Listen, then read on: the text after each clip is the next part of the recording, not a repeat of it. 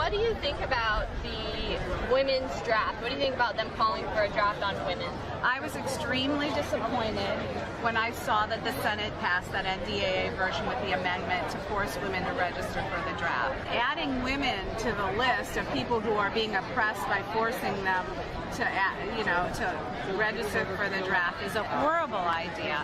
And I just wonder what the Democrats and the Republicans have planned next. So why are you wearing your bra on the outside of your shirt? What are you trying to get across? Well, we're saying bust up militarism, bust up war spending, disarm, and, we're all for feminism, but not for militarism. And we need people to understand that women want peace.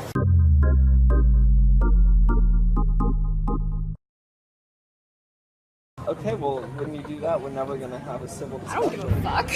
I don't want to have a civil discussion. I want to call you assholes.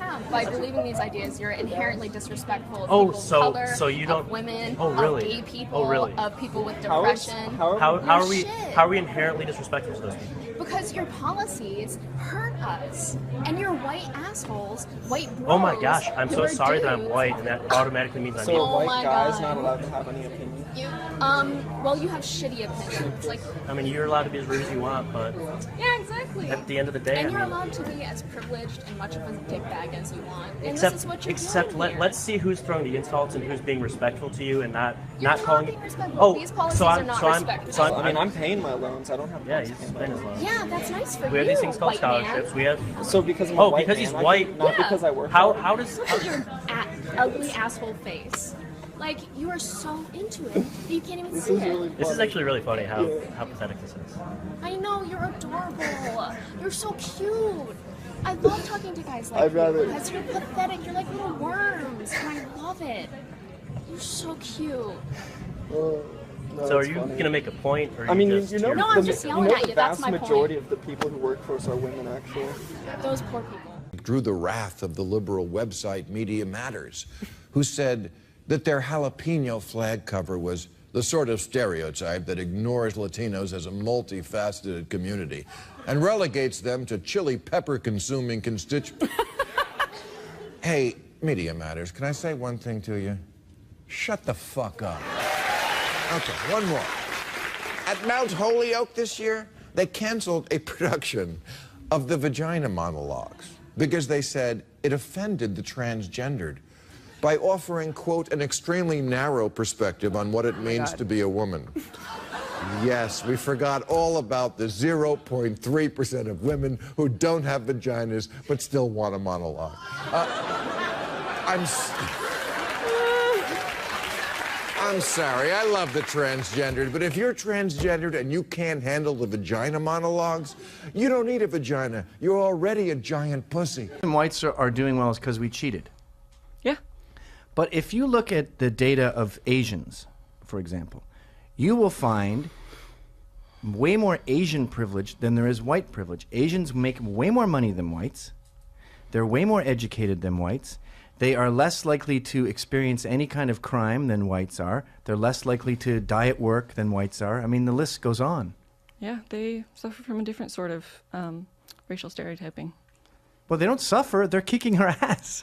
Everything you can say about white privilege is more true with Asian privilege. Asian privilege, I wouldn't call it Asian privilege. Well, it fits all the criteria of white male privilege. What do you mean by that? They get better jobs. They get better educations. No one sees them as threatening. Everything that you can say that whites cheated to get is more prevalent in an Asian society. Okay, let's drop that, I guess. The dominant narrative in America is white people are evil, white people suck, we should be ashamed of ourselves, and I don't think we should be ashamed of ourselves. I think that we should take responsibility for the system that we've created. The best system in the world?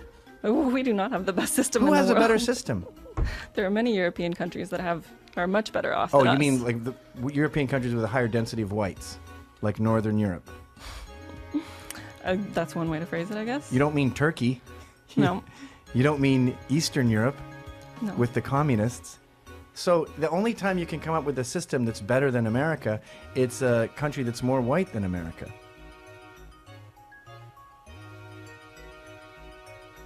I don't understand. I don't know what to say to that. So. Feminism, we need feminism because too many men are getting raped. Too many people are getting raped. That's part of it. Okay, No, that actually it's makes sense. We need feminism because more men are getting raped than women, and we need to bring that number down. We need to bring all numbers down around rape and sexual assault. Well, the cases of rape are plummeting over the past quarter century. All crime is going down. Okay, so, but then feminists should be outside prisons going, this is out of control. Stop prison rape. Stop prison rape. Leave men alone. Leave men alone. I cannot picture that. Yeah, well, I think that there should be more. Hillary from prison. What do you think of that? First reaction? I do not like it, and I no longer want to talk to you. That's okay. You don't have to. So, you're done? Yeah, all right. yeah. I'm going home. Keep going. Keep walking. Keep going. Keep on walking. I'm going to stand here now. That's a nice jacket, though. Maybe some assholes over there want to talk to you.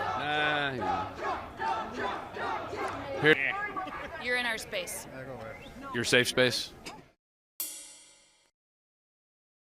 Do you have puppies or kittens in your safe space? Both. Both. Both. Yeah, see, that's the correct answer. Both. Are you organizing these young kids?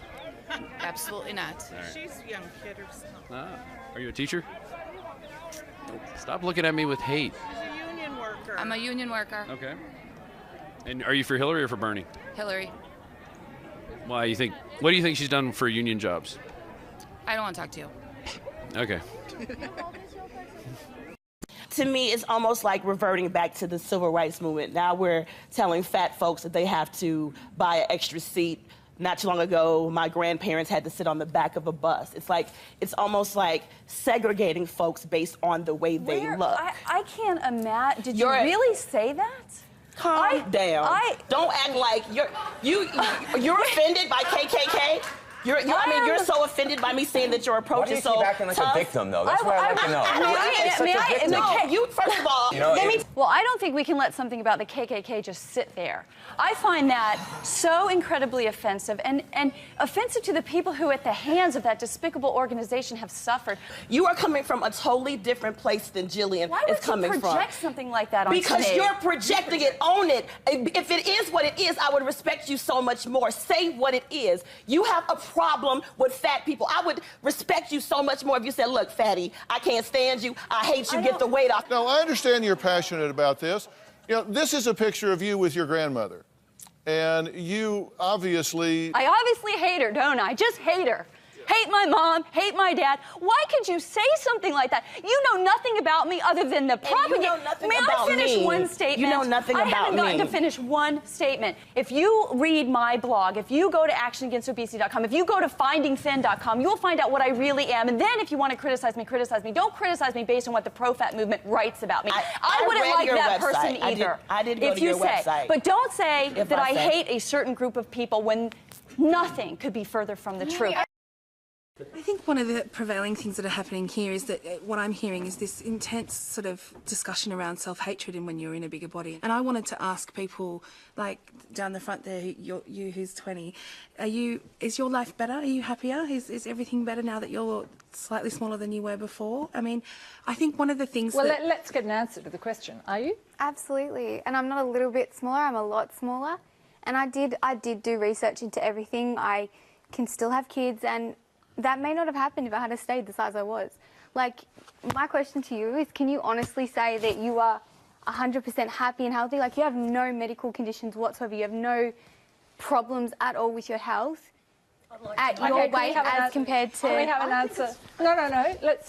The question's been asked. What's the answer? I think it's really interesting that I feel like I need to justify my existence in this room. No, but hang on a minute. You asked her to justify her decision. I asked her if she was happy. I didn't ask her to justify what her health issues now, or if there is any. But have you got any health issues? No, I'm perfectly happy. I'd love to know, like, what do you see as healthy with eating?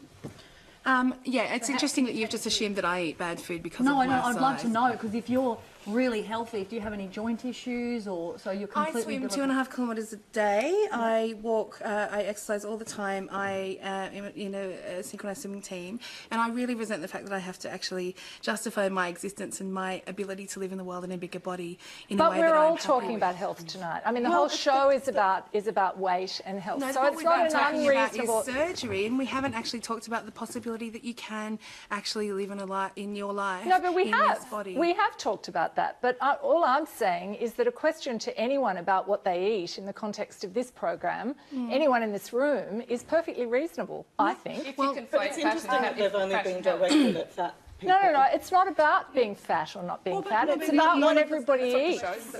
Well, it's about what everybody eats and what health is. What health you're conflating fashion and No, eating and I'm health. asking. No. I'm not conflating anything. I'm saying I think it's perfectly reasonable in the context of a discussion where you've got research that suggests that people who are overweight and people who are obese can be more prone to particular health problems.